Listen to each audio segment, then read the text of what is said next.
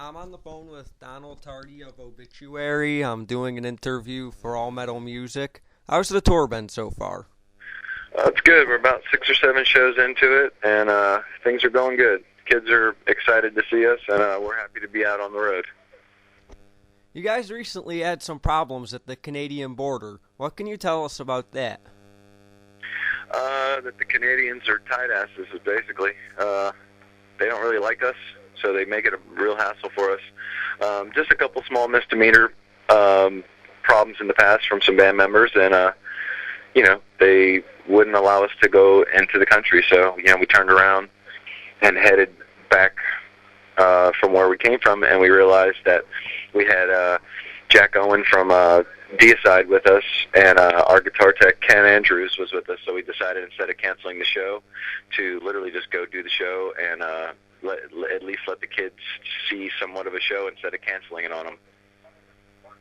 Why did you decide to sign with Candlelight Records? Candlelight was just one, the one that looked like they were ready to push the hardest. We allowed every and any label to bring us an offer, and Candlelight was just, it was the one that was ideal for us. And they're not the biggest label, but we are highest on the totem pole right now, and their focus on us is what we really need as a band. How is Candlelight Records different from Roadrunner Records? I don't know. Roadrunner, I guess, got big enough to try and stay focused on new artist relations, and they forgot one key element, which was pay attention and give love to the bands that actually started their whole business. So it was a sad ending with Roadrunner because I feel we've always delivered good products for them and to them, and the last few releases they just ignored them. And in America especially, there were just a Roadrunner office really didn't know what to do with it. They were too focused on other and all bands, except for the the important metal bands that really stood the test of time with them. How has the metal world changed from the time you guys started until now? Ask that again? How has the metal world changed from the time you started until now? I don't know. It just like all music, it has its ups and downs. There was a high point in the mid '90s or early '90s where it was a little more focused with fans and a little bit more devotion with the kids buying the records. But now that we're back and we're actually touring, we see that maybe the crowds aren't as big as they were, but the kids are still fanatical about the music, and they're still just as excited to support the band. So it's an exciting time right now to see that metal's actually making a comeback. How is it different playing with Ralph compared to Alan? Ralph's just unbelievable. He plays the guitar unlike I've ever seen someone play, and it's a treat to literally witness it every night. And with this new album, it just kind of stepped it up to a whole nother level, and we're excited about it. What was the main thing you were hoping to accomplish with Executioner's Return?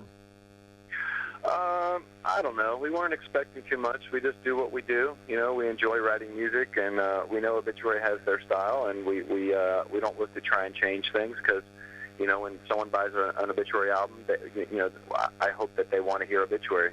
So we didn't focus on too much of what we need to change or try to do. We just focused on songs that we loved and what we believe in. So we're really happy with the results of this album. Why was Evil Ways chosen to be the first single off the CD? It's a badass song. I think it's a song that the first time you hear it, by the second chorus, I think you can be singing along, and that's not very often do you get that in death metal bands, and it's just one of many songs that are kicking ass on this album. Is there another song set to be released as a single?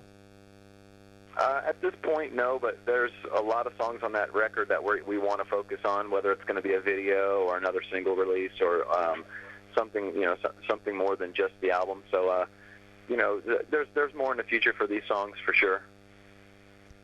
How have the fans taken to the new material live? I actually see more reactions with these live songs, or just as much reactions to the crowd with these new songs than the old classics. So it's a surefire thing to see that when you kick into Evil Ways, people are they're just as excited to hear that song as they are like Chopped in Half. So it's a good feeling. Executioner's Return made it to the U.S. Billboard Heatseeker charts in national and a few regions. How do you feel about getting onto that?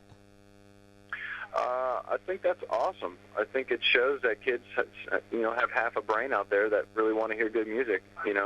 We're not the greatest band in the world, and we've never claimed that, but we just write songs that we believe, are they stand up for themselves, and to be on any kind of chart in America, that's a start. It needs to just keep going, and the albums need to start selling, and fans just realize that it's simply them getting the record is going to help us out and to keep this thing going. So we're excited about the charts and what's going on right now with this album.